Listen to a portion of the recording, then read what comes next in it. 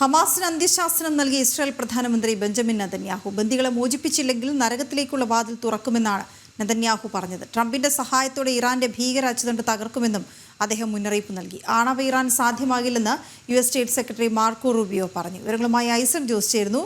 ഐസൻ, വിവരങ്ങൾ എന്താണ്?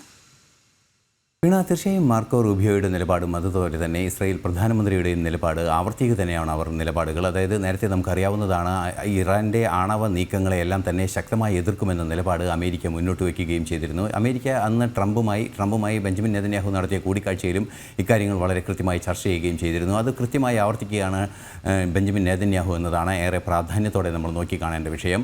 നമുക്കറിയാവുന്നതാണ്, ഈ ഇറാൻ്റെ ആ ഒരു ആണവ സംവിധാനങ്ങളിലേക്കുള്ള നീക്കങ്ങൾ പശ്ചിമേഷ്യയിൽ അതിസങ്കീർണ ഒരു ഭീകരാന്തരീക്ഷം സൃഷ്ടിക്കാനുള്ളൊരു സാധ്യതയുണ്ട്. നമുക്കറിയാവുന്നതാണ്, പശ്ചിമേഷ്യയിലെ ഭീകര സംഘടനകളെയെല്ലാം തന്നെ പിന്തുണയ്ക്കുന്ന ഒരു നീക്കം കൃത്യമായി നടത്തുന്നത് ഇറാൻ്റെ ഭാഗത്തു നിന്നാണ്.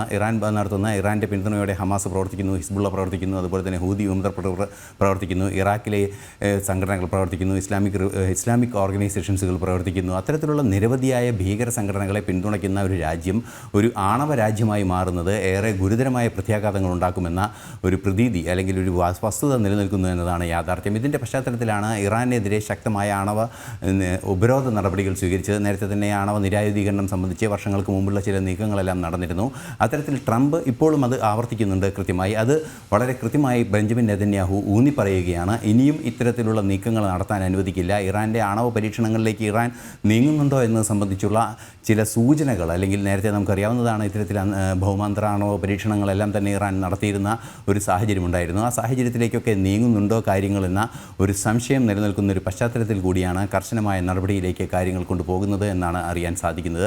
നിലവിലെ സാഹചര്യത്തിൽ വിട്ടുവീഴ്ചയില്ലാത്ത നീക്കങ്ങൾ നടക്കുമെന്ന് തന്നെയാണ് അക്കാര്യത്തിൽ ബെഞ്ചമിൻ നെതന്യാഹുവിൻ്റെ ഭാഗത്തു നിന്നുണ്ടായിരിക്കുന്ന ഒരു പ്രതികരണം. അതുപോലെ തന്നെ ബന്ദികളുടെ മോചനം, രണ്ടാം ഘട്ടം ബന്ദികളുടെ മോചനത്തിലേക്ക് കടക്കാനിരിക്കുകയാണ്. നമുക്കറിയാവുന്നതാണ്, തുടർ ചർച്ചകൾ, അതായത് ബെഞ്ചമിൻ നെതന്യാഹു ട്രംപ് കൂടിക്കാഴ്ചയ്ക്ക് ശേഷം മാത്രമാണ് ബന്ദികളുടെ മോചനം സംബന്ധിച്ച തുടർ ചർച്ചകളുണ്ടായത്.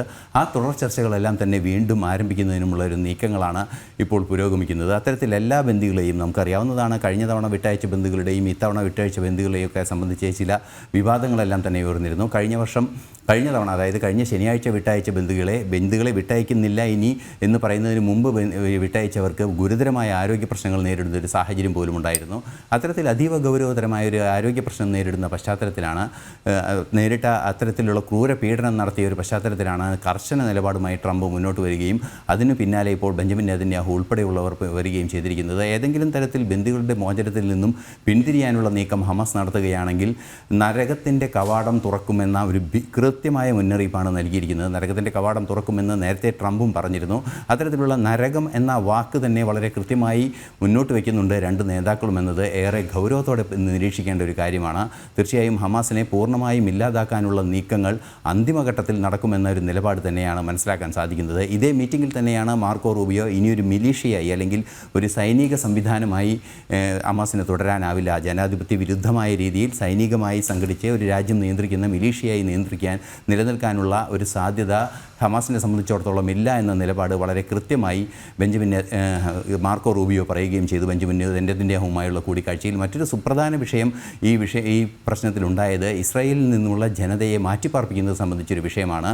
20 ലക്ഷത്തോളം ഹമാസ് ഗാസയിൽ നിന്നുള്ള ജനങ്ങളെ മാറ്റിപ്പാർപ്പിക്കുന്ന വിഷയമാണ്. ഗാസയിൽ നിന്നും 20 ലക്ഷത്തോളം പേരെ മാറ്റിപ്പാർപ്പിക്കണം, അത് ഈജിപ്തിലേക്കും ജോർദാനിലേക്കും മാറ്റണമെന്നൊരാവശ്യമാണ് ട്രംപ് മുന്നോട്ട് വെച്ചത്.